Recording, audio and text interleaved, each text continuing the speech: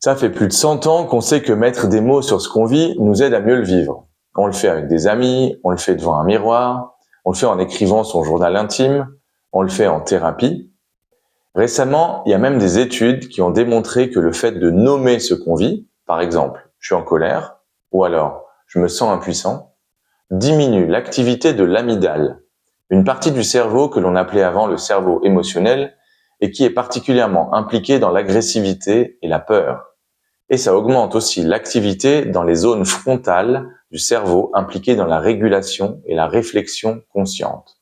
Autrement dit, dès qu'on passe par le langage, on réactive des circuits du cortex préfrontal qui aident à prendre un peu de recul. Ça tombe bien, en CNV, on est un peu des experts de l'utilisation du langage pour dire ce qu'on vit. On s'exerce à décrire factuellement ce qu'on perçoit, on s'exerce à nommer les sentiments, on s'exerce à traduire les jugements en besoins, on s'exerce à être le plus explicite possible avec nos demandes. Le point commun ? On oblige notre cerveau à faire un petit travail cognitif structuré. Chercher des mots, reformuler, traduire, ce qui mobilise le cortex préfrontal au lieu de rester uniquement dans la réaction émotionnelle brute. Et c'est ça qui déjà nous permet de ralentir et prendre un peu de recul. Le souci, c'est quand on est particulièrement impacté. C'est difficile de se rappeler de patiemment ralentir et traduire. Et même souvent, c'est comme si on perdait tout élan, toute envie, tout sens de le faire. Ma proposition, c'est de se préparer autant que possible et de pas essayer d'être trop ambitieux. Se mettre en mode PPPP, le fameux plus petit pas possible que tu as peut-être déjà entendu en formation. La préparation, c'est se dire que dans une situation de déconnexion brutale, invasion émotionnelle, réactivité, montée sympathique, on va juste tenter de faire une pause intérieure de 5 à 10 secondes, pas plus, pour s'obliger à traduire intérieurement, même si sur le moment ça semble avoir perdu de son sens. Par exemple, une amie me parle, et d'un coup, elle me plaque un jugement qui me touche. Et en plus en mode, oui, je sais bien ce que tu vis en fait. Alors là, je m'oblige à traduire ce que je ressens.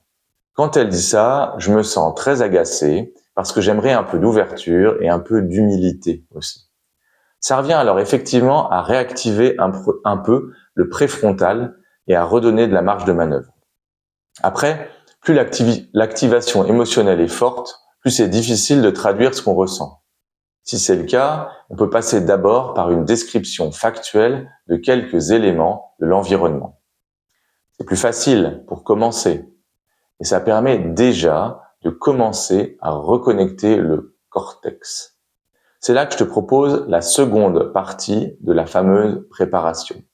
Se dire que si j'ai l'impression d'être totalement à côté de la plaque dans mes ressources émotionnelles, ou bien envahi par des pensées sur l'autre ou sur moi-même, ou bien je suis d'un coup totalement envahi par le ressentiment ou l'agressivité, je peux d'abord faire quelques secondes d'une pratique de description factuelle de mon environnement.